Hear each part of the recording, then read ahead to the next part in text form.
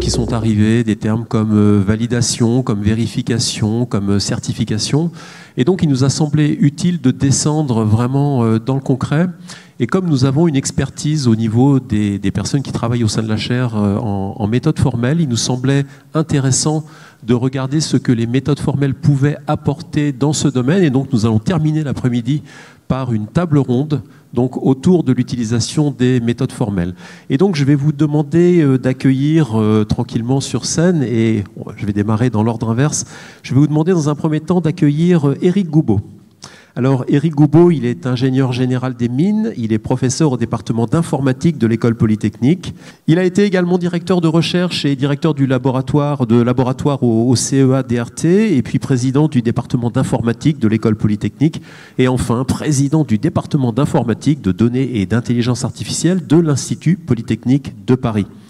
Ses domaines de prédilection sont l'informatique fondamentale et notamment, je vous le disais bien évidemment, les méthodes formelles, domaine dans lequel il a publié plus de 120 articles et puis dirigé de nombreux projets institutionnels et en lien avec l'industrie. Et Éric, tout à l'heure, viendra nous expliquer justement ce qui a été mis en place à travers la chaire architecture des systèmes complexes en tant qu'enseignement autour des méthodes formelles. Mais avant cela, nous avions prévu d'accueillir quelqu'un qui venait de Toulouse, monsieur Vincent, qui travaille à la direction générale de l'armement directement dans technique aérospatiale pour venir nous parler de l'utilisation des méthodes formelles dans les systèmes de défense. Et là, il ne vous a pas échappé qu'il y a quelques grèves qui ont démarré et donc M. Vincent n'a pas pu quitter Toulouse aujourd'hui, mais nous avons une chance inouïe. Tout à l'heure, nous avons accueilli Delphine qui nous a fixé le cadre des systèmes de défense et elle a accepté au pied levé d'essayer de nous parler de l'utilisation. Merci Delphine, si vous voulez rejoindre l'estrade. Et puis, ce qui nous semblait intéressant, c'est aussi d'aller chercher des exemples qui sortaient du domaine de la défense. Et là, le fait est que nous avons engagé un dialogue très intéressant il y a quelque temps avec une grande entreprise qui n'est pas en grève, qui transporte quelques millions de passagers tous les jours. Et donc, je vais vous demander d'accueillir Nazim Benaïssa. Nazim Benaïssa est docteur en méthode formelle. Il travaille depuis plus de 14 ans au sein de la Régie autonome des transports parisiens, de la RATP. Et il a récemment pris les commandes du groupe Validation Logicielle au sein de l'ingénierie de la Business Unit RATP Infrastructure. Et donc, Nazim Benaïssa, tout à l'heure, nous parlera de l'utilisation que la RATP fait des méthodes formelles dans la sécurisation des transports aujourd'hui à la RATP, si jamais vous prenez par exemple, je sais pas, la ligne 1, la ligne 14, la ligne 4. Et puis nous allons ouvrir cette table ronde en accueillant Jérémy Dubu. Alors Jérémy Dubu est professeur assistant monge au sein du laboratoire d'informatique de l'École polytechnique. C'est un des enseignants-chercheurs de la chaire architecture des systèmes complexes. Ces travaux portent principalement sur les fondements mathématiques des méthodes formelles, mais aussi sur leur utilisation pour la certification de systèmes complexes. Et donc, c'est Jérémy qui va avoir l'honneur d'ouvrir directement cette table ronde en essayant de nous expliquer pour certains, de nous rappeler, j'espère pour d'autres, ce que sont les méthodes formelles. Merci Arnaud. Donc, j'ai la lourde tâche d'introduire cette table ronde sur les méthodes formelles pour les systèmes de systèmes. En tant qu'académique, j'ai décidé de ne pas prendre le point de vue purement académique et donc de vous présenter scientifiquement quelles sont les mathématiques ou l'informatique derrière les méthodes formelles, mais de prendre le point de vue d'un académique qui veut parler avec des industriels. Et un des points d'entrée, lorsqu'on commence des discussions avec des industriels, c'est de regarder un peu les normes pour voir quelles sont les contraintes et qu'est-ce qui intéresse les industriels. Et en regardant un petit peu, on peut trouver des normes qui mentionnent plus ou moins explicitement les méthodes formelles. Alors là, j'en mets quelques-unes, mais je pense que les deux prochains orateurs en ont plus à dire que moi. Mais essentiellement, il y a des normes qui sont à peu près les mêmes, qui sont dans différentes industries et qui vont donner des niveaux de criticité de logiciels ou de systèmes et en gros des recommandations ou des critères pour les méthodes de vérification pour qu'elles soient adaptées au niveau de criticité. Et dans ces normes, les méthodes formelles sont nommées comme un des outils pour des méthodes de vérification pour les niveaux de criticité les plus élevés. Mais alors, du coup, qu'est-ce que sont les méthodes formelles? Pourquoi elles sont importantes pour des systèmes au niveau de criticité? Alors, suivant à qui vous parlez, je pense que la méthode formelle peut avoir des définitions très différentes. Pour moi, j'ai décidé de prendre cette définition-là, et c'est une définition qui est assez stricte de mon point de vue. Donc pour moi, des méthodes formelles, ce sont des méthodes algorithmiques qui doivent se baser sur des mathématiques abstraites et qui doivent donner des garanties fortes ou même strictes, en général sur un modèle d'un système. Et donc les mots en gras sont les mots importants, auxquels vous ne pouvez pas échapper pour faire partie des méthodes formelles de mon point de vue. Et si on met ça un petit peu en forme, ça ressemblera à quelque chose de cette forme-là. Vous avez vraiment à la base des mathématiques sur lesquelles se base, par exemple, un langage de modèle dans lequel vous allez pouvoir exprimer vos systèmes, un langage de spécification dans lequel vous allez pouvoir exprimer vos garanties, et ces langages doivent pouvoir être compris d'un point de vue mathématique, mais aussi d'un point de vue informatique. Et au milieu de tout ça, vous avez des algorithmes qui vont manipuler ces langages de spécification de modèles pour résoudre vos problèmes, et c'est au-dessus de tout ça que les méthodes formelles arrivent. Ce sont des conditions nécessaires pour faire partie des méthodes formelles de mon point de vue. Donc avec ce point de vue-là, ça devient un peu plus naturel de comprendre pourquoi les méthodes formelles sont importantes pour des systèmes au niveau de criticité. Parce que comme elles se basent sur des mathématiques abstraites, vous allez pouvoir obtenir des garanties fortes, voire même strictes. Il y a d'autres choses à comprendre qui sont peut-être un peu moins naturelles lorsqu'on parle de méthodes formelles. C'est qu'en général, ces méthodes sont modulaires. C'est-à-dire que vous allez pouvoir réutiliser des mêmes méthodes sur d'autres systèmes. Vous pouvez utiliser les méthodes sur des bouts de système et réutiliser les résultats. Ce qui permet en général de s'affranchir de certains problèmes de pêche à l'échelle, même si ce n'est pas tout le temps le cas. Il faut aussi comprendre que les méthodes formelles, elles ne sont pas là uniquement pour résoudre des problèmes, donc par exemple des problèmes de modèle checking, mais elles peuvent aussi aider au développement soit de logiciels, soit de systèmes. Je vais en revenir sur des exemples plus tard. Et donc, comme je vous l'ai dit, j'ai décidé de prendre le point de vue de quelqu'un qui veut parler à l'industriel. Et donc, à partir de maintenant, je vais vous donner un certain nombre d'exemples de succès de méthodes formelles qui ont été développées du côté académique et qui ont eu des retentissements du côté industriel. Et j'espère que ça aura une certaine résonance pour vous ici. Donc peut-être les succès les plus usuels des méthodes formelles sont du côté de l'analyse de programmes. Donc ici, je parle principalement de code C, mais ce n'est pas limité au code C. Et donc on a un certain nombre d'outils qui ont été développés du côté académique. Donc, je pense par exemple à Astray, Fluctuate et Framassé, qui sont développés assez localement. Donc, Astray a été développé à l'ENS Paris, mais par exemple, Fluctuate a été développé au CEA par des gens qui sont maintenant à Polytechnique, donc une personne qui est ici maintenant. Et Framassé est aussi développé au CEA et l'INRIA.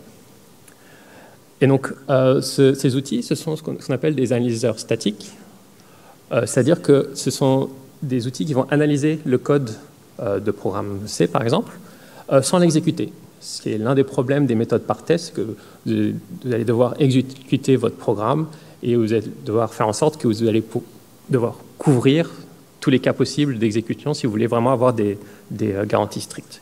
Ici, les analyseurs statiques vont juste regarder au code source et en déduire des choses de manière automatique.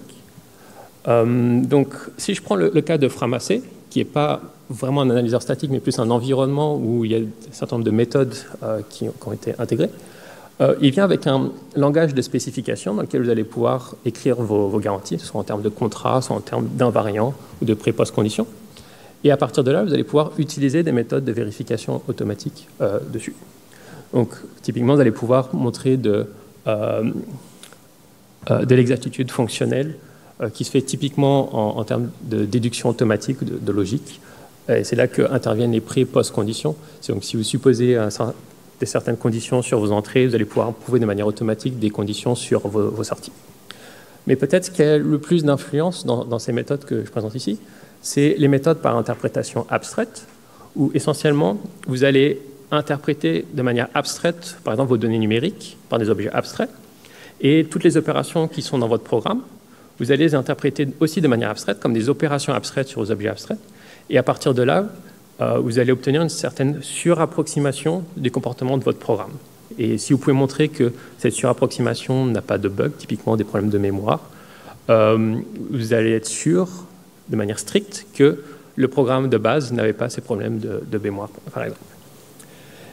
Et donc, si on prend le cas de Framassé, c'est quelque chose qui a été utilisé pas mal dans différentes industries pour des systèmes au niveau de criticité, par exemple Thales pour les sécurités de cartes à puce, mais aussi des Dassault Aviation et Airbus. Vous allez voir beaucoup d'entreprises de l'aérospatiale comme utilisateurs de méthodes formelles ici. Un autre outil qui a eu beaucoup de retentissement ces dernières années, c'est CompCert, qui peut s'utiliser conjointement avec Framassé, par exemple. Donc Framassé, il vous permet de montrer que votre programme est correct, dans un certain sens. Et maintenant, Framassé, c'est ce qu'on appelle un compilateur certifié. Il va montrer que si votre programme C initial était correct, alors le programme compilé machine va être aussi correct. Et donc c'est encore une fois quelque chose d'assez local, au moins de français, qui a été développé par Xavier Leroy. Et donc on dit que c'est un compilateur certifié dans le sens où il y a une preuve formelle que la sémantique du programme de base coïncide avec la sémantique du programme machine à l'arrivée. Et quand je dis preuve formelle, je n'entends pas une preuve sur papier, comme on peut voir dans la plupart des articles scientifiques. Vraiment, la preuve a été mécanisée dans un logiciel qui vérifie de manière stricte que la preuve a été écrite de manière correcte. Donc, en termes de certification, on ne peut pas vraiment faire beaucoup plus que ce genre de certification. Donc, CompCert a été utilisé aussi en industrie. Par exemple, Airbus a utilisé ce compilateur, mais pas seulement. Donc, jusqu'à présent, j'ai parlé de programme, mais on est dans une table ronde, dans une session de système de système. Donc, il faudra parler un petit peu de système maintenant. Et peut-être un pas intermédiaire serait du côté de la méthode B. Donc, c'est une méthode de développement de logiciels ou de systèmes, suivant ce que vous parlez de la méthode B originale ou de son successeur, le EvenB. C'est une méthode de développement qui se fait par raffinement successif. Donc, vous partez d'une spécification. Donc, votre modèle est vraiment c'est vraiment un sketch de modèle à ce moment-là. Et vous allez raffiner au fur et à mesure votre modèle jusqu'à en arriver presque à un niveau de code exécutable, en quelque sorte. Et l'idée ici, c'est l'utilisation des méthodes formelles est que le processus de développement, donc ces raffinements successifs, sont montrés, prouvés de manière formelle, un peu similairement à CompCert, donc presque comme dans un assistant à la preuve. Et à partir de là, donc vous avez une confiance accrue sur le développement de votre modèle. Et donc, une fois que vous en arrivez au niveau d'un modèle qui correspond presque à du code exécutable, vous allez pouvoir générer du code vraiment que vous pouvez exécuter, par exemple en C ou en ADA, et vous allez avoir une confiance très forte sur ce code. En plus de ça, dans les environnements de développement de B, donc par exemple dans Rodin, vous allez avoir des outils de vérification automatique de ces modèles, donc des trucs plus classiques comme de type checking ou de model checking pour vérifier ces modèles. Donc l'exemple peut-être les plus emblématiques sont du côté ferroviaire. Donc j'imagine que notre prochain orateur en dira un peu plus sur les lignes automatiques. Mais ça a été aussi utilisé du côté d'Ariane, par exemple. Enfin, si on parle vraiment de système, quelque chose que vous connaissez peut-être, j'imagine, c'est SCADE, qui est encore une fois quelque chose qui est basé sur des travaux du côté académique, sur des langages comme Lustre et Sterel. SCADE, c'est un environnement de développement, cette fois-ci vraiment de systèmes, en particulier de systèmes de contrôle commande critique, où vous avez tout un tas d'outils. Donc l'outil du côté utilisateur que vous voyez peut-être le plus, c'est le langage graphique dans lequel vous pouvez vraiment modéliser vos systèmes. Mais derrière ça, il y a des méthodes formelles pour s'assurer que cette modélisation est faite de manière correcte. Donc par exemple, c'est basé sur le langage Lustre, qui est un langage synchrone pour les systèmes réactifs embarqués. Et vous avez des outils de génération de code certifié, que ce soit en C ou en ADA. Et vous avez aussi des outils de vérification automatique qui sont dans cet environnement, encore une fois, de model checking de SAT-Solver. Donc, encore une fois, c'est des outils qui sont utilisés, par exemple, chez Airbus et Dassault Aviation et à la RATP. Et donc, j'imagine que, encore une fois, les deux prochains orateurs en diront un mot dessus. Donc, jusqu'à présent, j'ai parlé uniquement de 4 exemples, mais il y en a des milliers d'autres qui ne sont pas aussi aboutis que les exemples dont je vous ai parlé aujourd'hui. Mais très vraisemblablement, si vous venez avec un problème spécifique, il est presque certain que vous trouverez une méthode formelle qui pourra s'appliquer à votre problème, qui ne le résolvera peut-être pas pour des problèmes de passage à l'échelle ou quoi que ce soit, mais au moins vous trouverez des méthodes qui pourront s'appliquer, qui pourront être un point de départ à l'utilisation de méthodes formelles sur votre problème. Jusqu'à présent, j'ai été plutôt positif avec les méthodes formelles, mais vous pouvez imaginer que si elles ne sont pas utilisées aussi souvent que ça dans l'industrie, c'est qu'il y a des freins à leur application. Il y a des raisons scientifiques, donc j'ai parlé de passage à l'échelle, qui est toujours un problème avec les méthodes formelles. Et il y a aussi le problème que très souvent, elles s'appliquent uniquement à des modèles du système et pas le système lui-même. Et donc il faut pouvoir gérer l'écart entre les modèles et les systèmes qui ne sont pas forcément faits dans toutes les méthodes formelles. Mais il y a aussi des raisons organisationnelles. Donc ce sont des méthodes qui sont coûteuses parce que les compétences requises pour utiliser ces méthodes formelles ou développer ces méthodes formelles sont assez spécifiques, qui ne sont peut-être pas forcément utiles dans d'autres problématiques. Il y a peut-être une certaine inertie organisationnelle, qu'il ne faut pas entendre de manière négative, mais c'est juste qu'il y a des méthodes qui existent et qui sont déjà qui marchent très bien. Donc il y a une discussion à avoir vraiment si ça vaut le coup d'investir dans ces méthodes pour n'importe quel type de système. Et il y a aussi des différences culturelles entre académiques et industriels parce que nos contraintes ne sont vraiment pas les mêmes. Mais je pense qu'avoir des discussions comme aujourd'hui entre académiques et industriels, c'est déjà un très bon point dans le développement de méthodes formelles et leur utilisation au niveau de l'industrie. Merci. Merci infiniment Jérémy Dubu pour avoir fait cette introduction aux méthodes formelles et puis surtout pour avoir illustré vraiment un des enjeux de la chaire architecture des systèmes complexes, c'est-à-dire établir le pont entre l'univers académique et l'univers industriel qui est l'univers directement des partenaires intégrateurs, ensembliers de défense et puis bien évidemment la Direction générale de l'armement. Alors, je vous propose de garder vos questions puisque ensuite vous aurez la possibilité d'interroger qui vous voulez ou de poser une question et puis on verra comment nos intervenants s'en saisissent.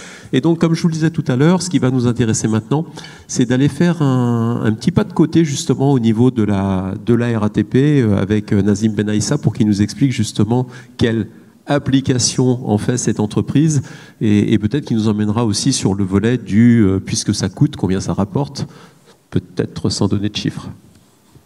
Merci Arnaud, bonjour à toutes et à tous. Donc je vais, comme ça a été présenté, vous parler de la preuve formelle au sein de la RATP. Alors je vais commencer par... pardon, oui, j'ai oublié que je ne peux pas me balader avec le micro. Donc je vais commencer... Bon, ce sera plus simple. Que je le garde assez près de ma bouche. Est-ce que c'est bon? Parfait. Donc, je suis désolé, je vais commencer par une image triste, voire dramatique.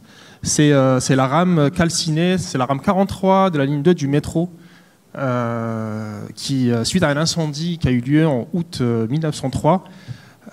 Donc là, on voit l'état dans lequel elle se trouve. Et, donc, c'est plus qu'un simple accident, c'est vraiment un drame, puisqu'à l'époque, il y avait plus de 80 personnes qui sont décédés.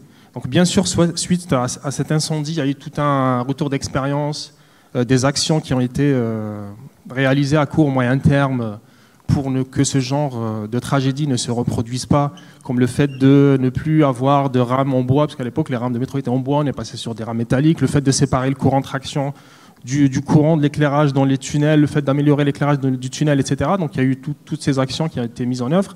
Mais au-delà de ça, cette tragédie a très fortement l'histoire de l'entreprise, qui, à l'époque c'était pas la RATP, c'était la CMP, qui le métro avait que 3 ans d'âge.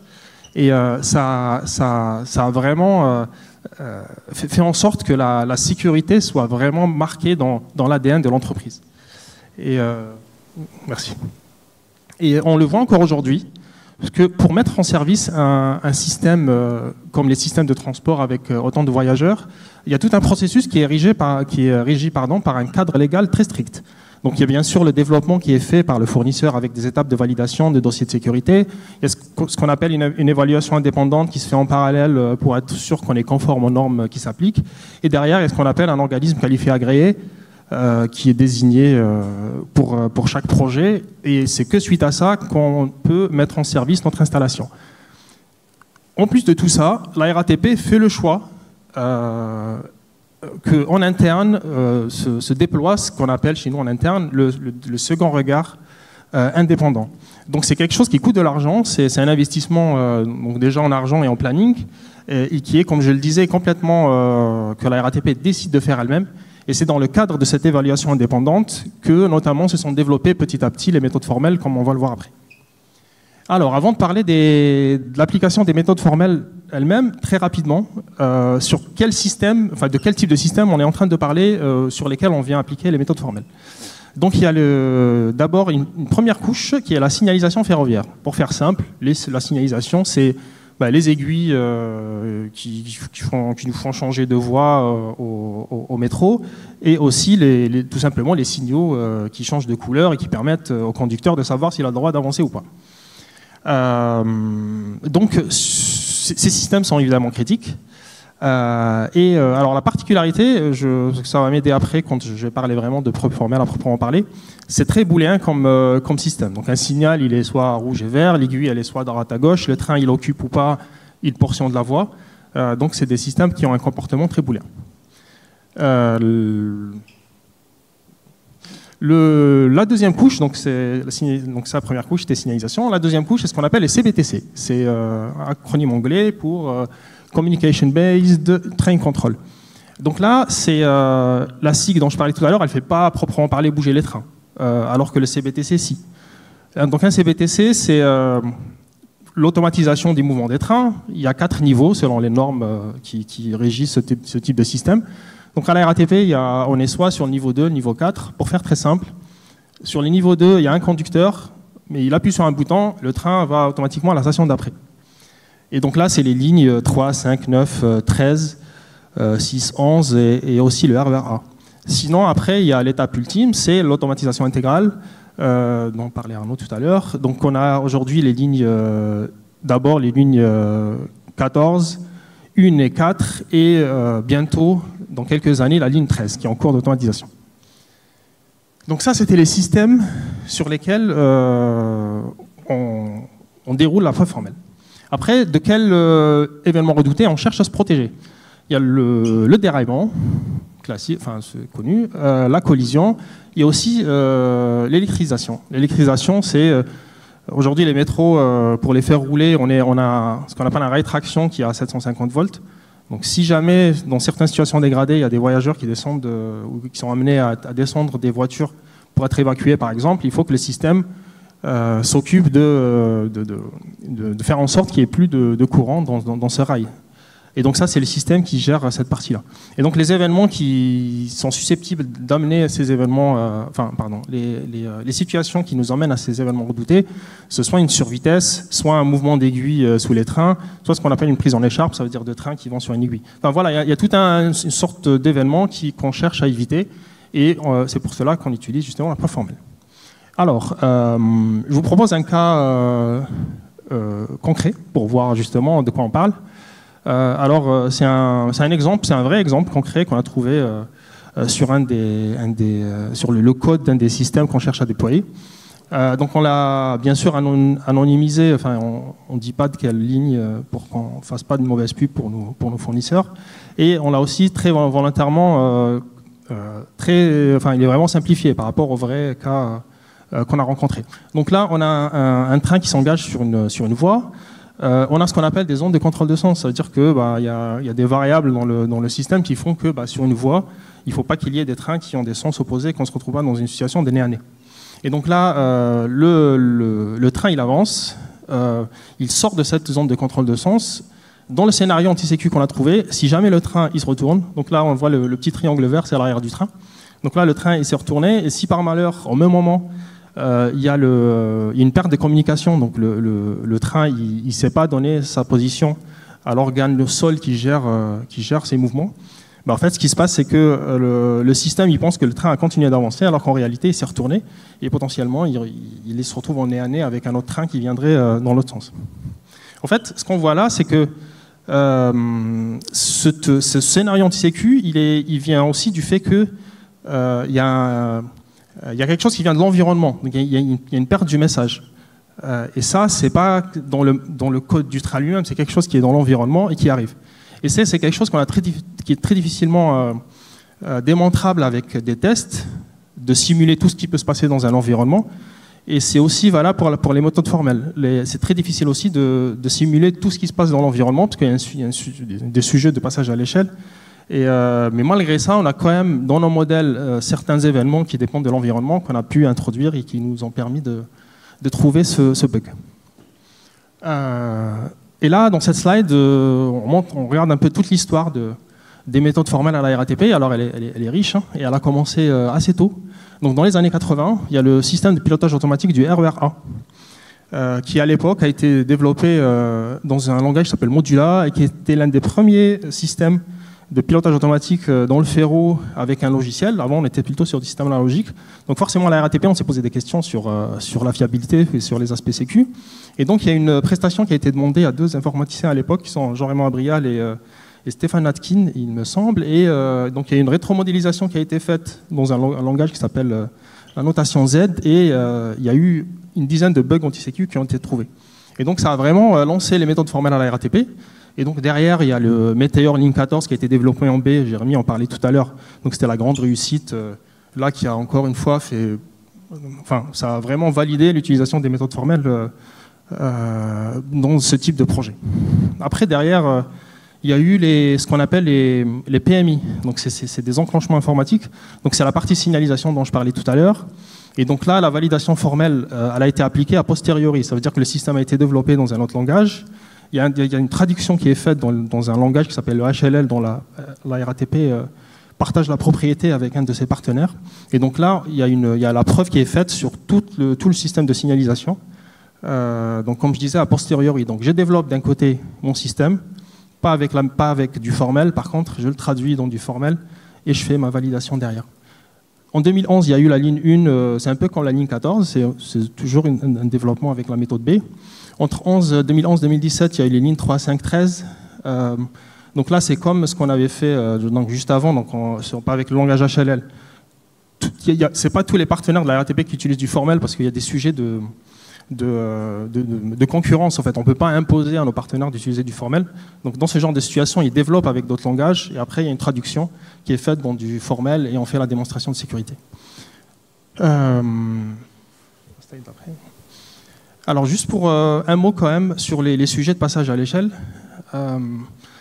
Ce qu'il y a, c'est que donc là, ici c'est un cycle en V classique. J'ai mon système, j'ai d'abord une spec système, une spec logiciel, mon code source, après je remonte le cycle en V. Sur les systèmes de type signalisation, comme je disais tout à l'heure, c'est très binaire, c'est très booléen. On arrive à démontrer, quelle que soit la taille de nos postes de signalisation, on arrive à démontrer toutes les propriétés de sécu, même très haut niveau, donc même au niveau système. En revanche, pour les systèmes de type CBTC, là, c'est pas que des booléens, il y a beaucoup de variables, notamment, qui vont régir la vitesse du train. Donc là, on est sur des entiers. Et donc là, on est très fortement exposé au problème de ce qu'on appelle l'explosion combinatoire. Et donc là, jusque là, en 2018, on faisait la preuve à partir de l'aspect logiciel. Donc en fait, on ne pouvait pas on ne montait pas au niveau système. Ce qui est déjà très bien en soi, mais on ne couvrait pas l'ensemble du cycle en V.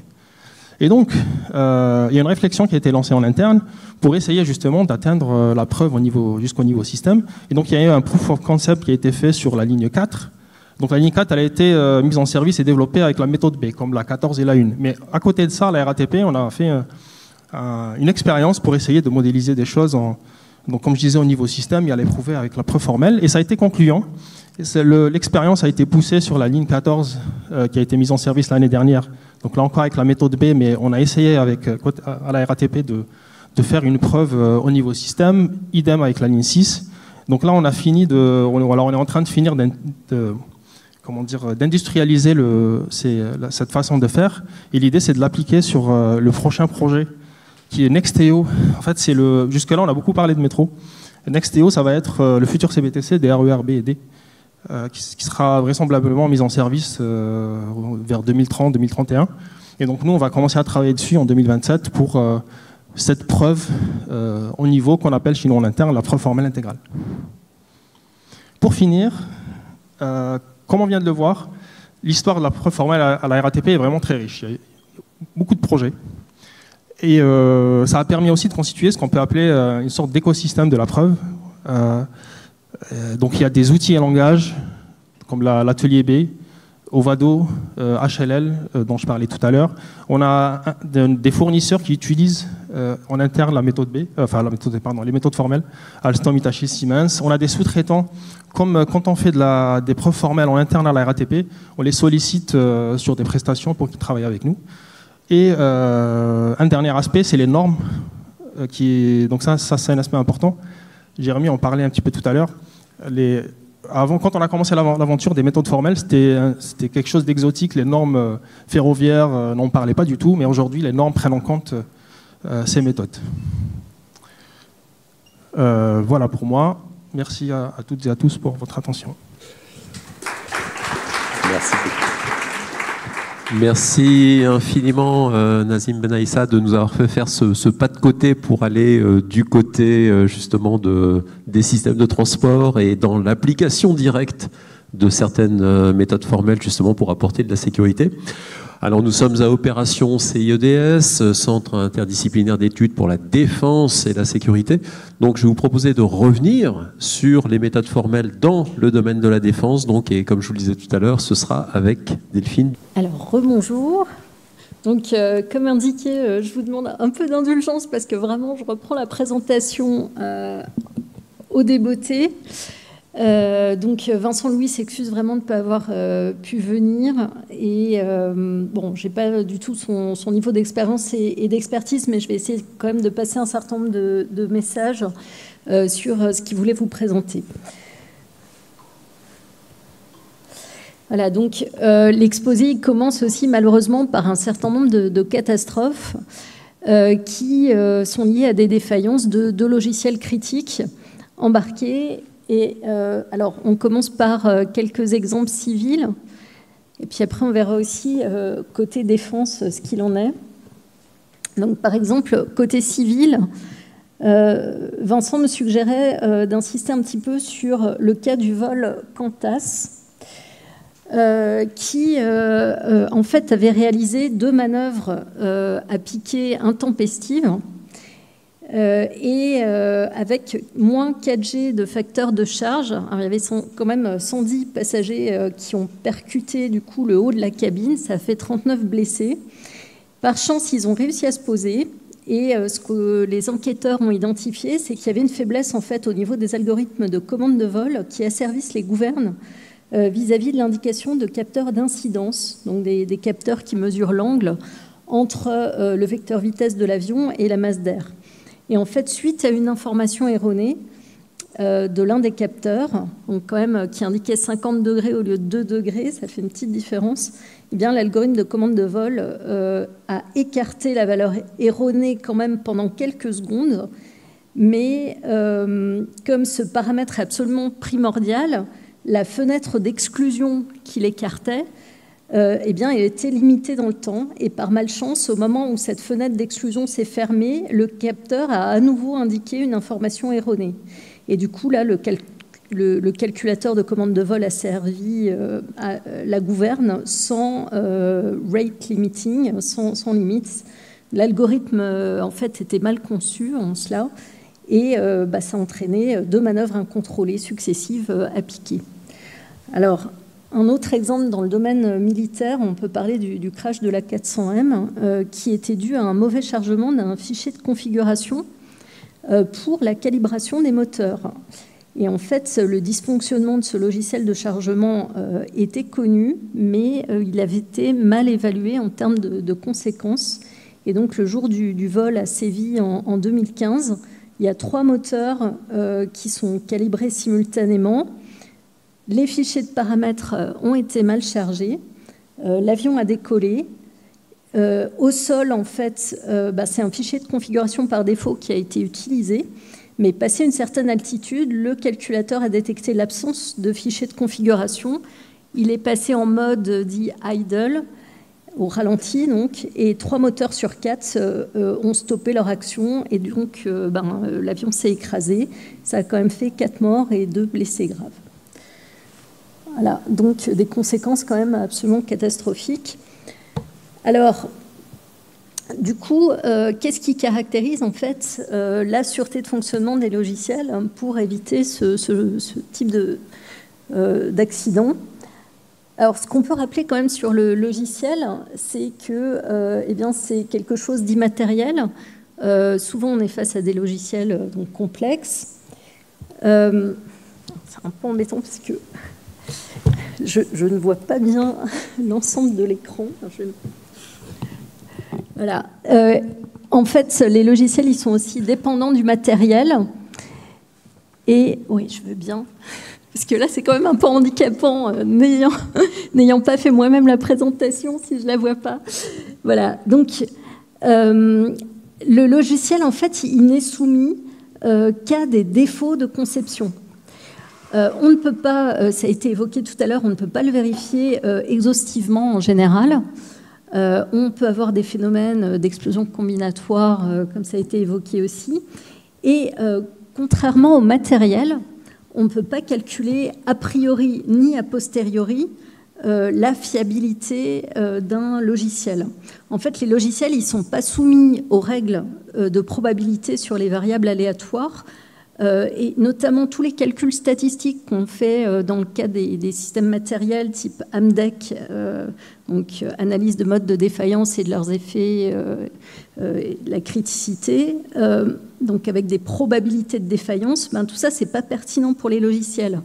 Si un bug est présent dans le code, si la fonction concernée est activée, en fait, la probabilité de défaillance, elle est directement de 100%.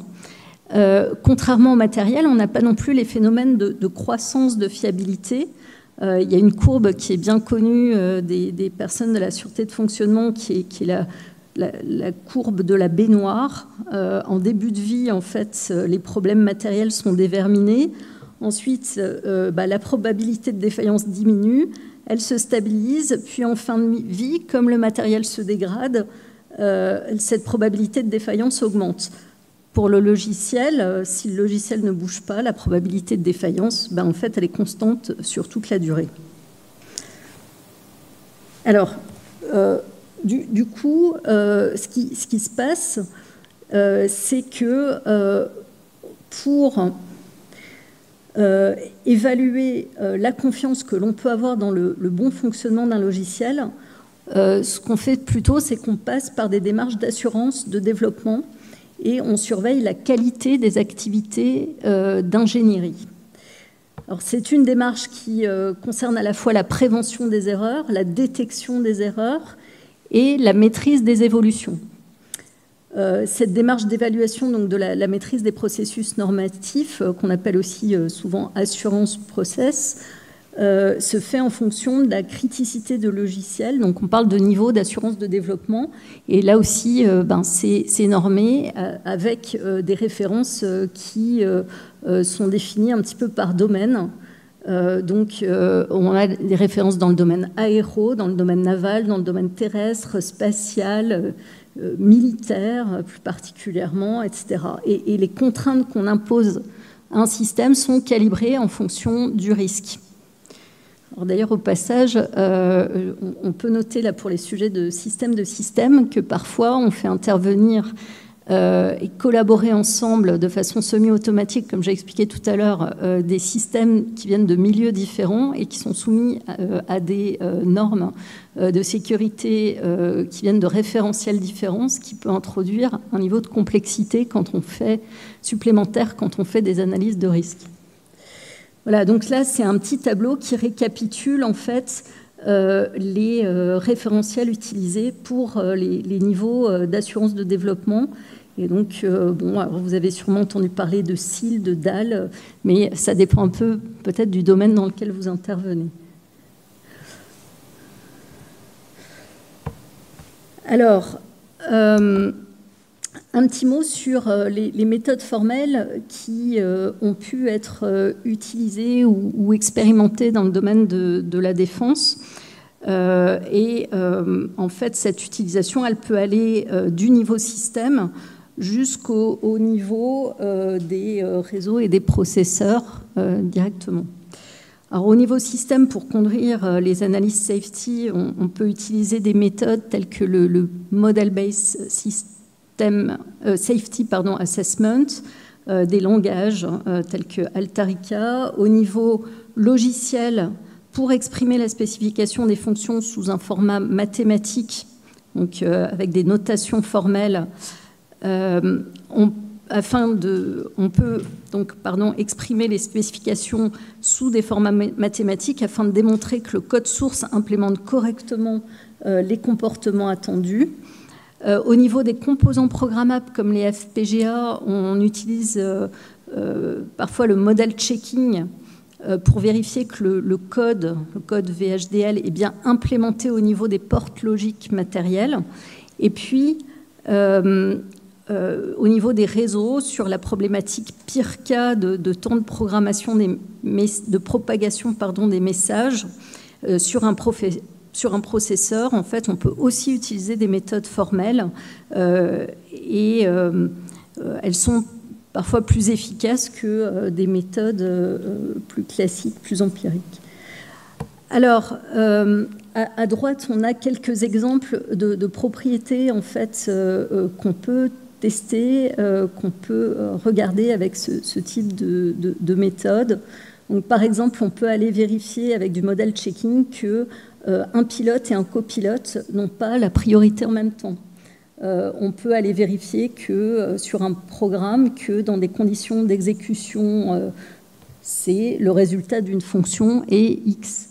On peut aussi, sur un réseau, comme on disait, aller vérifier les temps de traversée pire cas. Voilà. Et puis au niveau le plus haut, au niveau système, généralement ce qu'on regarde, c'est si une panne simple ne risque pas de mener à une catastrophe. Alors, un retour d'expérience donc côté DGA et donc dans le centre qui est spécialisé là, sur les analyses de safety logicielle, donc DGA technique aérospatiale, en fait qui n'intervient pas, contrairement à son nom, pour ces aspects-là uniquement dans le domaine aérospatial, mais pour tous les milieux. Ce qu'on peut dire, c'est que globalement, ces méthodes, elles apportent un niveau de confiance qui est supérieur à un développement d'AL-A, donc basé sur de l'assurance qualité uniquement. Les méthodes, elles sont aussi applicables à tous les niveaux d'ingénierie. En revanche, et ça rejoint un petit peu ce qu'expliquait Jérémy Dubu, la mise en œuvre, le passage à l'échelle, il est difficile généralement sur un projet complet et sur un code complexe. En fait, ce qui se passe, c'est que on est arrivé aux méthodes formelles parce que on s'est rendu compte notamment que les tests logiciels sont coûteux. En fait, il faut écrire du code pour tester du code, et c'était l'argument de ce coût, c'était l'argument qui avait poussé à introduire, par exemple, les méthodes formelles dans le domaine aéronautique, parce que sous certaines conditions, ils permettent de supprimer les tests et donc de gagner du temps sur les activités de vérification. Mais en fait, ce qui se passe, c'est que ces méthodes, elles transposent la difficulté du développement de code de test sur l'activité de spécification. Et donc, cette activité de spécification, elle prend plus de temps, elle doit être réalisée de façon formelle, on écrit des spécifications en langage formel, et donc c'est un petit peu ce qui freine leur utilisation aujourd'hui, et comme on l'a dit, ça demande d'avoir des équipes spécialisées, etc., ce qu'on ne peut pas toujours se permettre dans toutes les structures. En plus, bon, il se trouve qu'il y a aussi des autorités, des régulateurs à convaincre qui ne sont pas forcément familiers avec ces méthodes-là. Donc ça rajoute un élément de complexité supplémentaire. En revanche, ce qui est plutôt intéressant, c'est que, alors déjà, ce qu'on peut faire, c'est réduire vraiment leur utilisation à vraiment le code hyper critique. Donc, si on arrive à vraiment isoler la partie qu'on veut vraiment développer avec des standards, enfin une assurance vraiment extrêmement forte, bon, là, on peut se retrouver avec un niveau de complexité un peu moindre et du coup, y arriver quand même. Autre chose, il y a par exemple la société Atos qui avait proposé en fait ce qu'on pourrait appeler des approches compositionnelles pour la démonstration de la preuve. En fait, l'idée, c'était un petit peu d'apporter de la preuve à coût objectif. Donc, suivant une stratégie bottom-up pour chiffrer le coût de la preuve d'un programme en C. Donc l'idée, c'est qu'on part du plus bas niveau de l'architecture du logiciel et on est capable de dire combien de lignes de code peuvent être prouvées. Donc, par exemple, 1000 lignes, ça correspond à tant de kilo-euros. Et si on a, mettons, 200 kilo-euros de budget, eh ben, on peut dire quel est le volume de code qui peut être prouvé pour ce montant. Donc c'est une approche un peu pragmatique, en fait, mais qui peut être un petit peu justifiée à un moment. Voilà.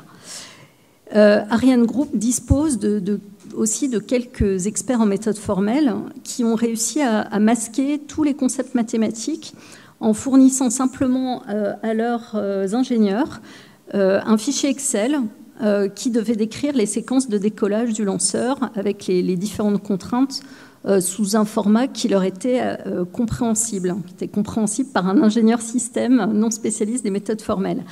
Et les données de ce fichier, elles ont ensuite été traitées à l'aide de méthodes formelles pour démontrer que les propriétés attendues sont bien respectées.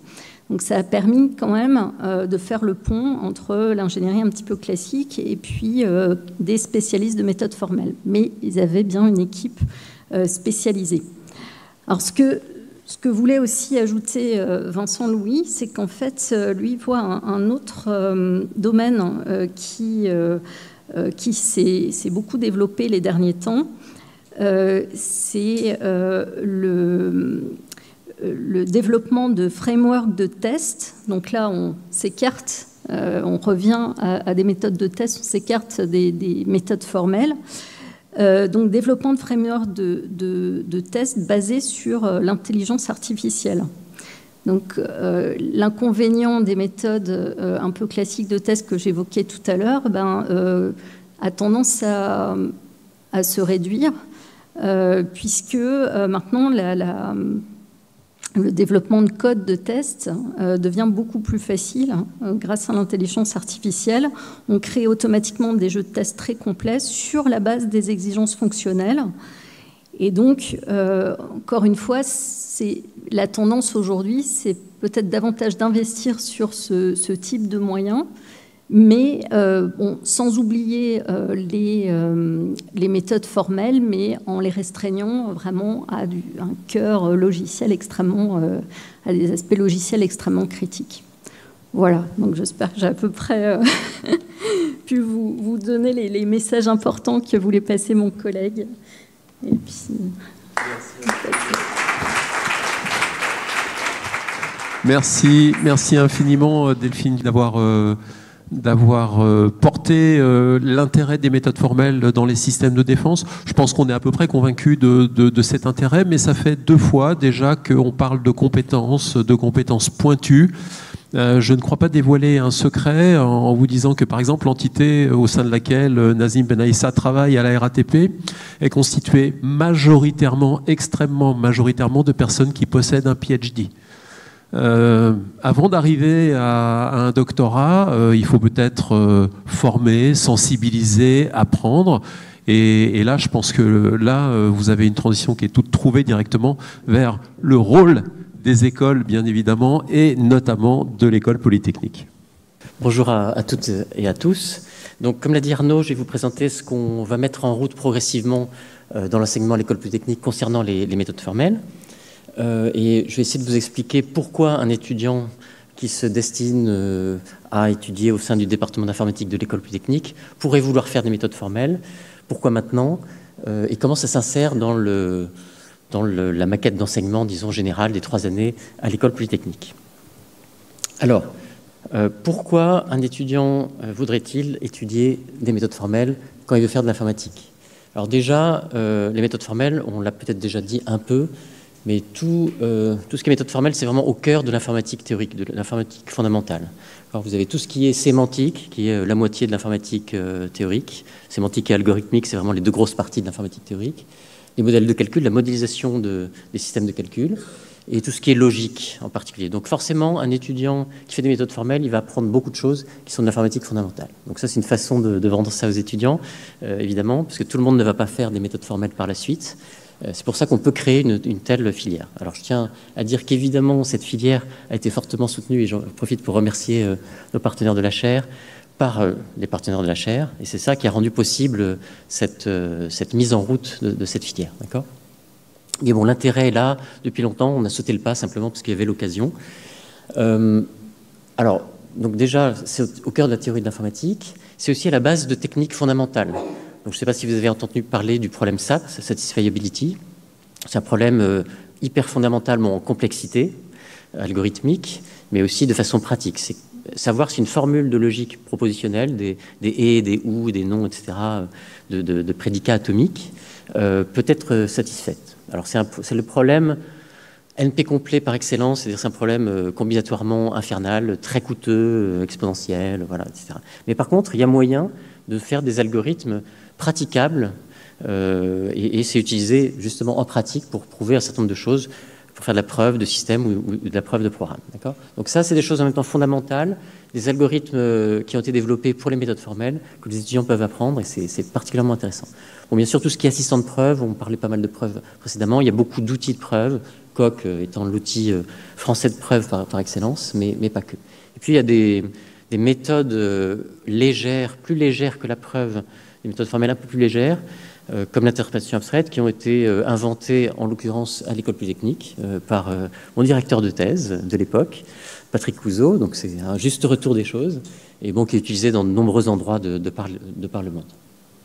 Alors évidemment, pour un étudiant, il y a aussi la question des débouchés. Tous les étudiants ne vont pas faire de la recherche. Donc vous l'avez déjà vu, hein, il y a des débouchés assez évidents. Moi, je voulais reparler un petit peu de ces débouchés évidents concernant les systèmes critiques, systèmes embarqués critiques en particulier, dans le transport et l'aéronautique. Nous, on a beaucoup travaillé dans le temps avec Airbus justement pour participer à la certification du calculateur primaire de vol de la 380, bon, de la 400M avant ou après le crash, je ne sais plus, pour en parler, avec l'IRSN, avec les autorités dans le nucléaire. Donc je voulais en parler rapidement parce que ça, c'est des endroits naturels pour les méthodes formelles. Quand il y a une autorité de certification, quand il y a des vies en jeu, forcément, les boîtes sont assez grosses en plus, elles peuvent investir là-dedans. Ça demande beaucoup d'investissement, comme cela a été dit précédemment.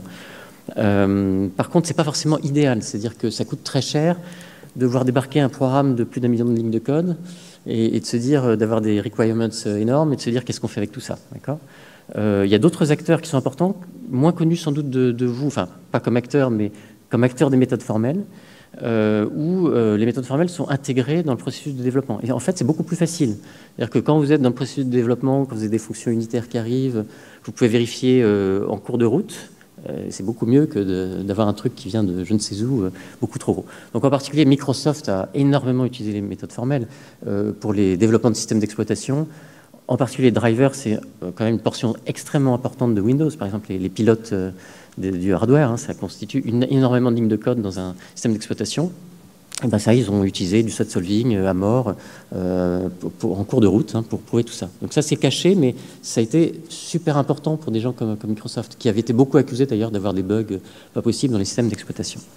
Peut-être que vous ne savez pas, mais AWS, donc c'est une composante très importante d'Amazon, tout ce qui est cloud etc. C'est complètement intégré, TLA+, les méthodes de preuve dans des logiques temporelles, pour tous les services. Ça leur coûterait une fortune, hein, des services qui ne marchent plus, c'est quand même leur business model est beaucoup basé sur le cloud. Ils ne peuvent pas se permettre ça. Ça, c'est intégré en permanence. C'est une des grandes success stories relativement méconnues du public. Ce n'est pas des logiciels critiques au sens strict du terme. C'est financièrement critique, mais pas plus que ça. Voilà, donc il y a quand même beaucoup de débouchés, je n'irai pas plus loin. Ça reste des boîtes très très grosses. Évidemment, ce n'est pas la petite boîte, la petite start-up qui peut se payer des experts, il y en a assez peu, d'où l'intérêt d'en former plus également. Voilà. Alors pourquoi maintenant il y a un renouveau des méthodes formelles au début, ça a été beaucoup les méthodes formelles pour les programmes, essentiellement que les programmes. C'est encore aussi beaucoup utilisé pour ça. Ça a beaucoup évolué pour considérer des systèmes beaucoup plus complexes, des systèmes intégrant de la physique et du programme, donc des systèmes contrôlés, des systèmes hybrides, comme on dit en informatique scientifique, disons, systèmes cyberphysiques, systèmes distribués de contrôle. Donc ça, c'était beaucoup développé. On a beaucoup développé des choses comme ça à l'école polytechnique, puis avant, quand j'étais au CEA également. Ça reste quand même dans un domaine système critique, évidemment. Et bien sûr, il y a l'apparition de l'IA.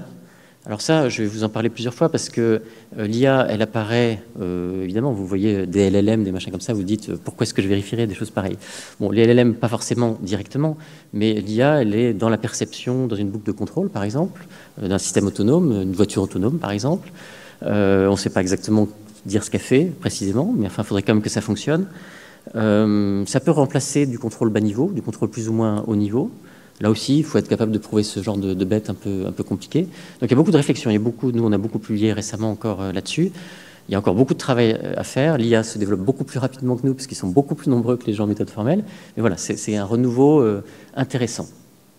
Et puis, il y a un besoin de système garanti beaucoup plus large qu'avant, non seulement pour l'IA, mais aussi des modèles de calcul qui verront, j'espère, le jour assez vite. Donc l'informatique quantique, par exemple, là aussi, ce n'est pas des programmes super faciles à débugger. En tout cas, on n'en est pas là du tout. Donc, c'est des opérateurs mathématiques dans des espaces de Hilbert, etc. Donc, avoir un système formel qui permet de prouver ces choses-là, c'est particulièrement important. Voilà. Il y a d'autres choses, mais je citerai que ça. Alors, au-delà même de ça, j'irai peut-être un peu plus loin. Moi, la chose dans laquelle je crois, je peux me tromper complètement, les gens qui prédisent des trucs, ça se trompe en général à probabilité 1. Voilà. Mais en tout cas, c'est comme ça que je vendrai les choses dans le cursus global de l'école.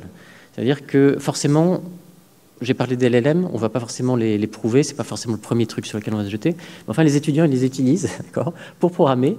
Donc l'enseignement d'informatique va devoir changer. Et même les ingénieurs qui vont avoir développé des choses dans l'industrie, on ne va pas leur interdire d'utiliser sauf peut-être dans des cas de développement très spécifiques, des aides au codage.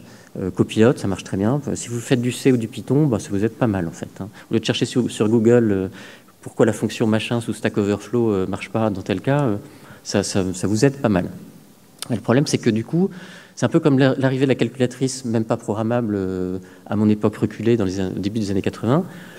Vous allez peut-être faire moins de calcul mental, mais il va falloir arriver à vérifier la solution, avoir au moins les ordres de grandeur, puis savoir quoi demander. Donc vous allez avoir un enseignement qui va être plus haut niveau, des ingénieurs aussi plus haut niveau, qui vont faire plus de spécifications, plus de vérification du code éventuellement partiellement généré.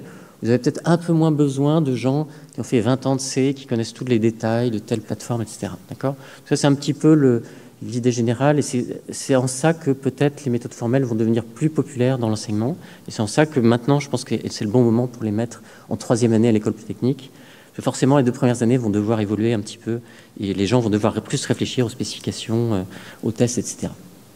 Alors, je vais revenir justement maintenant à l'architecture des cours. Alors, on est à l'école polytechnique, on a inventé des codes de cours. On est les seuls à comprendre dans le monde, hein, je ne vais pas vous les dire. On est tellement intelligents qu'on sait lire ça par cœur. Voilà, donc vous allez passer sur les codes merveilleux, mais c'est pour vous si vous les cherchez sur Internet. Donc il faut savoir que les étudiants qui se présentent à l'école polytechnique, ils viennent de plusieurs filières en classe prépa. Bon, effectivement, il y a d'autres types de concours. Et donc certains n'ont pas fait d'informatique du tout.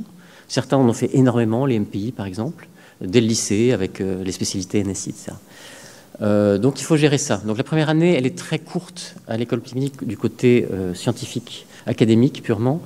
On récupère les étudiants essentiellement en avril, donc on fait des cours qui permettent seulement en informatique, un peu en mathématiques, qui permettent d'homogénéiser un petit peu les promotions sur certains points.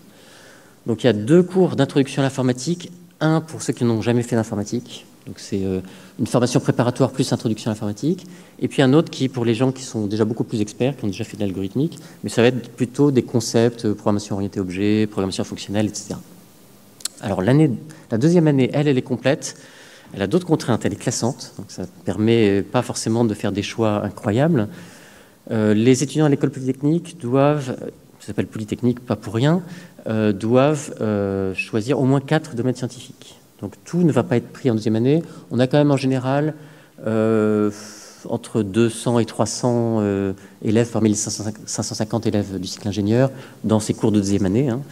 Peut-être un peu moins logique, modèle calcul qui est très spécialisé, là c'est plutôt 120, 150, mais les autres c'est à peu près ça.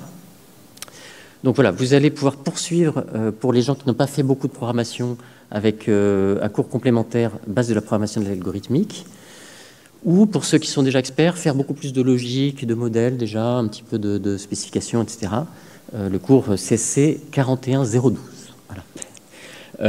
Vous pourrez faire ensuite de l'algorithmique avancée et puis commencer un peu de l'analyse de données, un peu d'IA, enfin en tout cas de machine learning, ou de l'informatique graphique, avec éventuellement un petit peu d'IA également. Donc ça donne juste des bases. Vous comprenez bien qu'à ce niveau-là, il n'y a pas encore beaucoup d'informatique. Les gens ont refait pas mal de maths, pas mal de physique, un peu d'informatique. En parallèle, il y a ce qu'on appelle des modales, c'est-à-dire des cours TP, c'est des cours pratiques, où on essaie de montrer des choses évidemment un peu plus pratiques que toutes ces choses un peu théoriques, mais qui permettent de faire un peu de pub sur la 3e année.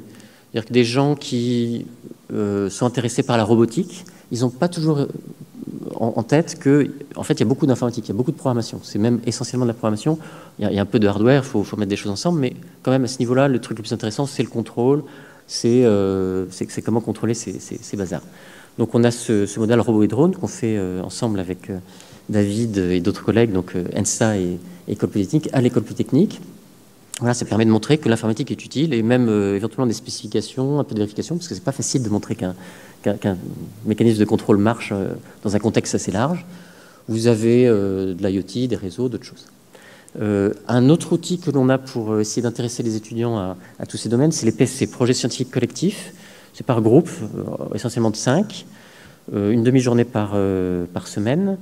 Et là, ils apprennent plutôt à travailler en projet, justement, de façon un peu autonome.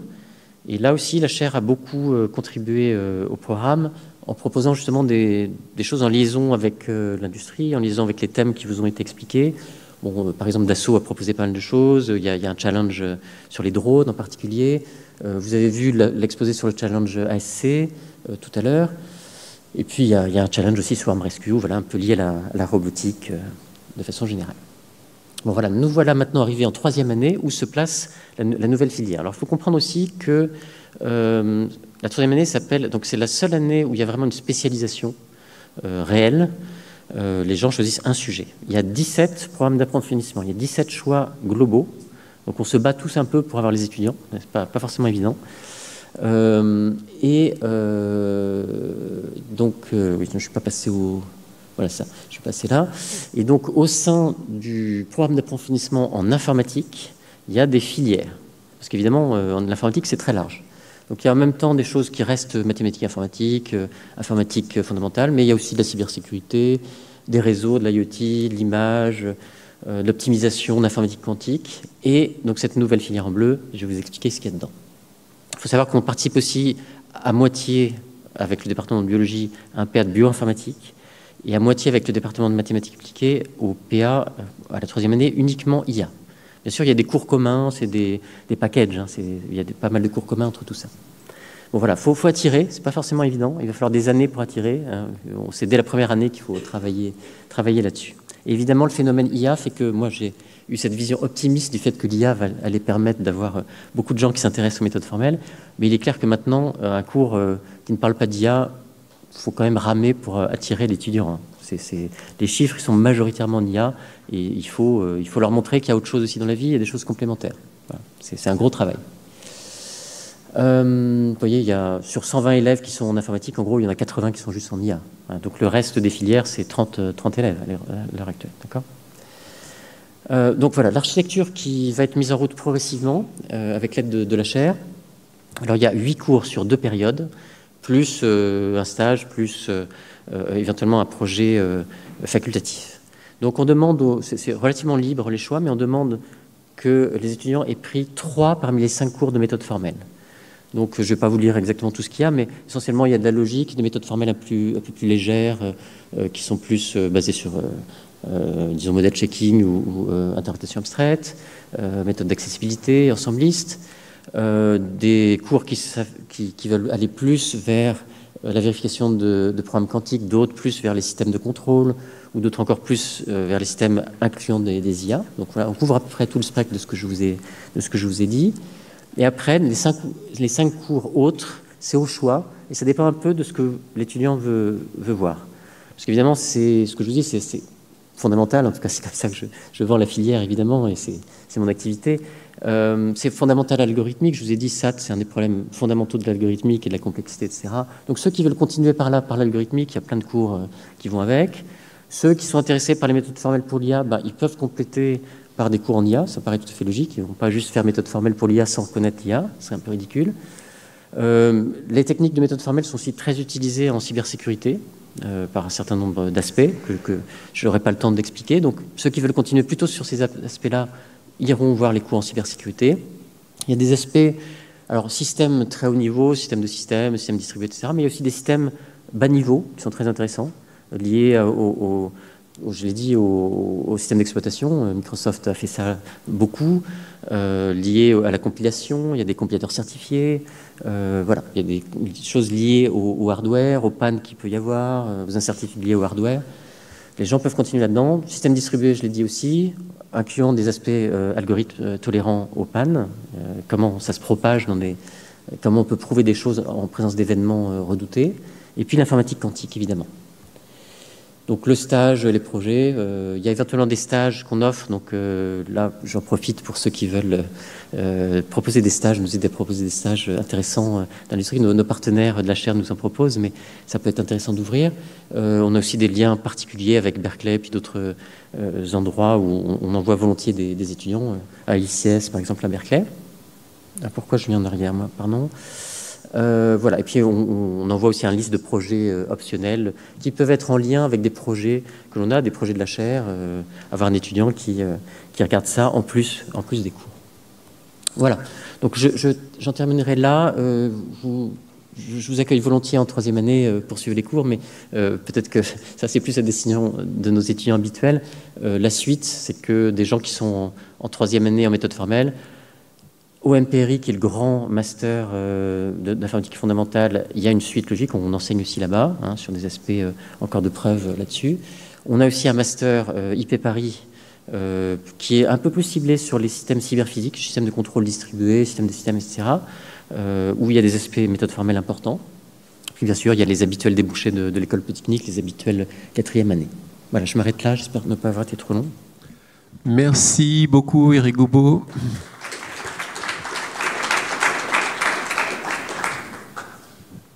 Nous avons prévu, et c'est pour ça bien évidemment que les sièges ont été mis sous cette forme-là, que vous ayez des questions à poser à l'une ou l'autre de nos intervenants. Donc je ne sais pas qui veut commencer à ouvrir le bal des questions sur à la fois l'utilisation actuelle ou les formations qui sont prévues sur les méthodes formelles, en lien évidemment avec l'utilisation qu'on peut en avoir sur les systèmes civils ou sur les systèmes de défense. Bon, j'ai une question, je ne sais pas si vous saurez y répondre. Bon, on a parlé de méthodes formelles, on a vu plutôt des exemples systèmes, hein, mais on a aussi parlé de système de système. Donc comment voyez-vous l'application des méthodes formelles dans, par exemple, la validation des systèmes de système? Alors, ces systèmes de système, comme l'a dit Delphine, hein, ça se caractérise par des systèmes indépendants qui interagissent avec d'autres systèmes. Donc il y a une combinatoire, je dirais, d'échanges entre tous ces systèmes. Donc ça introduit, je dirais, peut-être des millions de cas de combinaison, je dirais, par rapport à des interconnexions, des échanges des chaînes fonctionnelles de systèmes. Donc comment est-ce que vous voyez la chose? Est-ce que vous voyez une applicabilité ou pas, totale ou partielle, ou pas du tout? Donc je ne vais peut-être pas répondre complètement à cette question, puis je passerai à d'autres s'ils veulent compléter. En fait, les méthodes formelles déjà marchent en moyenne que parce qu'elles ont été utilisées de façon compositionnelle, c'est-à-dire de façon un peu hiérarchique. Donc quand on a des langages de programmation, par exemple, c'est assez simple parce qu'ils ont été structurés de cette façon-là, par des modules, des fonctions, etc. Donc arriver à définir des propriétés sur des sous-modules, des fonctions, etc., et faire les vérifications comme ça de façon compositionnelle, c'est ça qui a permis, en général, de prouver des gros codes, de plusieurs millions de lignes de code, etc. Quand on fait tout de façon monolithique, c'est un des problèmes d'ailleurs sur la vérification des réseaux de neurones, parce que là, pour le coup, c'est généralement pas très modulaire, c'est des gros machins avec des millions de neurones, et bon, voilà, c'est monolithique. Il faudrait que ça évolue un petit peu, effectivement, de ce côté-là. Donc voilà, ça a déjà été fait pas mal, et sur les systèmes distribués, c'est aussi un des ingrédients assez importants de la preuve de systèmes distribués de grande taille. Hein. AWS, pour les reciter encore, des systèmes énormes, hein. C'est des trucs distribués complètement fous.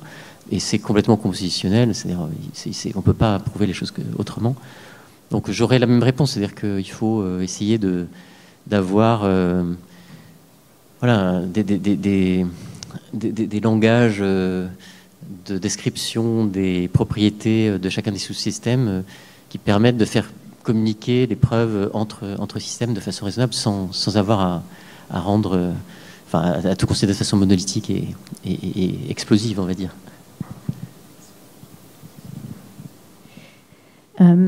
En fait, j'ajouterais juste 2 points. Derrière les systèmes de système et le combat collaboratif, on a vu qu'il y avait des fonctions.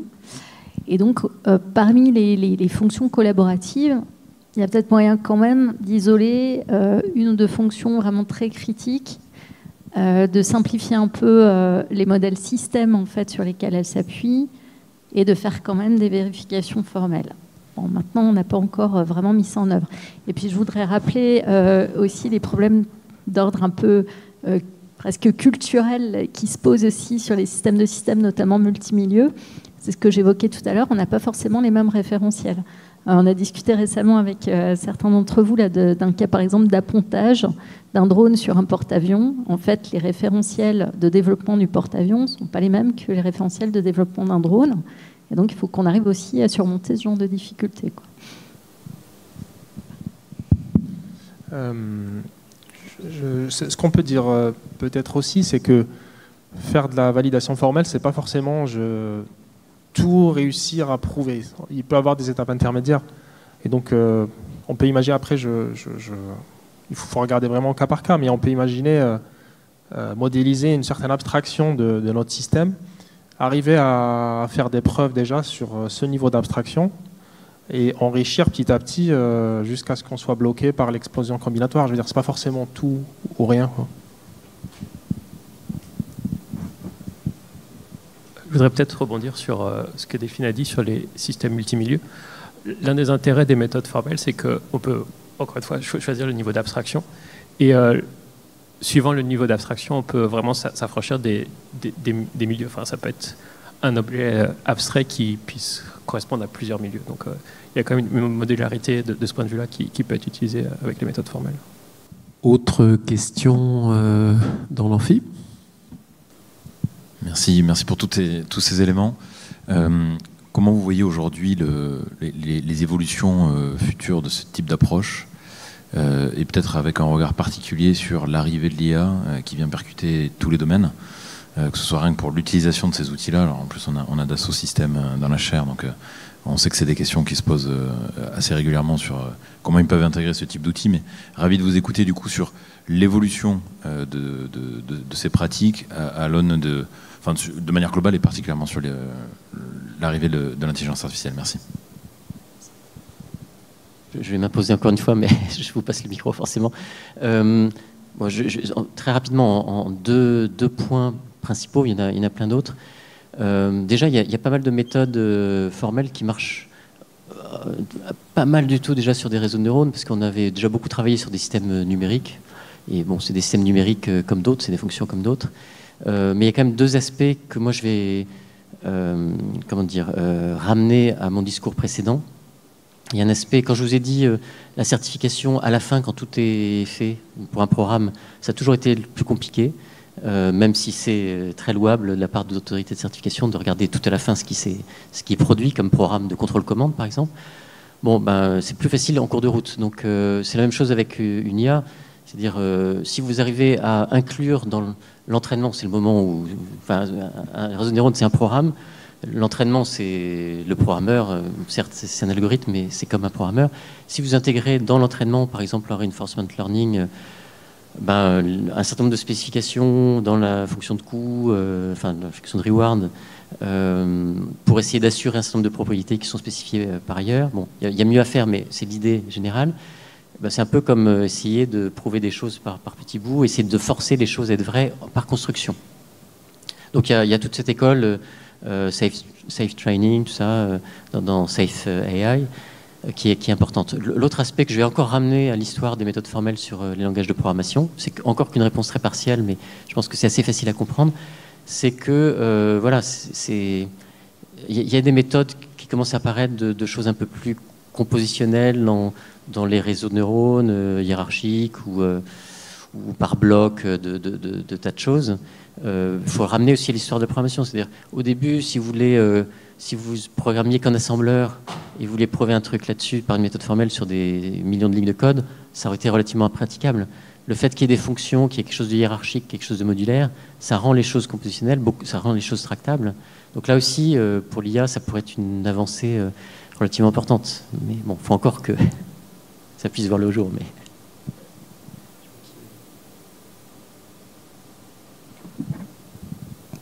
Et puis aussi, les méthodes formelles peuvent être mises en parallèle aux méthodes IA. Donc, c'est pas forcément vérifier l'IA, mais ça peut être une garde aux choses qui sont implémentées à l'aide d'IA.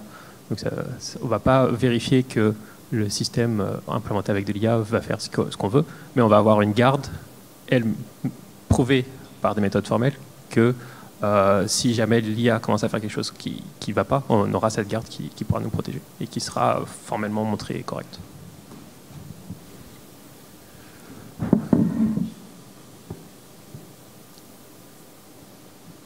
Je vais juste me permettre de faire un peu de pub là, pour la chaire ASC, parce que en fait, j'ai indiqué tout à l'heure qu'on avait lancé un groupe de travail sur la sûreté de fonctionnement système de système au sein de la DGA. On a pris 6 cas d'usage, dont des cas d'usage qui intègrent de l'IA. Et on a invité Eric à venir discuter, alors en décaractérisant un petit peu certaines choses, mais à venir discuter aussi de l'utilisation des méthodes formelles sur ces cas d'usage. Donc ça répond un peu aux 2 questions. On va essayer d'avancer. Peut-être que une des prochaines éditions de Opération CIEDS, on pourra en dire davantage. Mais voilà, on a un petit plan d'action quand même qui est issu entre autres de la chaire sur ces aspects-là. Merci beaucoup. Merci Delphine, merci Nazim Benaïssa, merci Jérémy Dubu, merci Eric Goubeau. Gardez vos autres questions parce qu'il y a la keynote de clôture qui nous attend dans le salon de Mardre. Donc c'est le général Bordelès qui va prendre la parole. Et puis ensuite, il y aura le cocktail. Et là, vous aurez la possibilité de retrouver nos intervenants et de leur poser toutes les questions que vous n'avez pas pu leur poser. Merci infiniment d'avoir été avec nous cet après-midi sur le séminaire système de défense.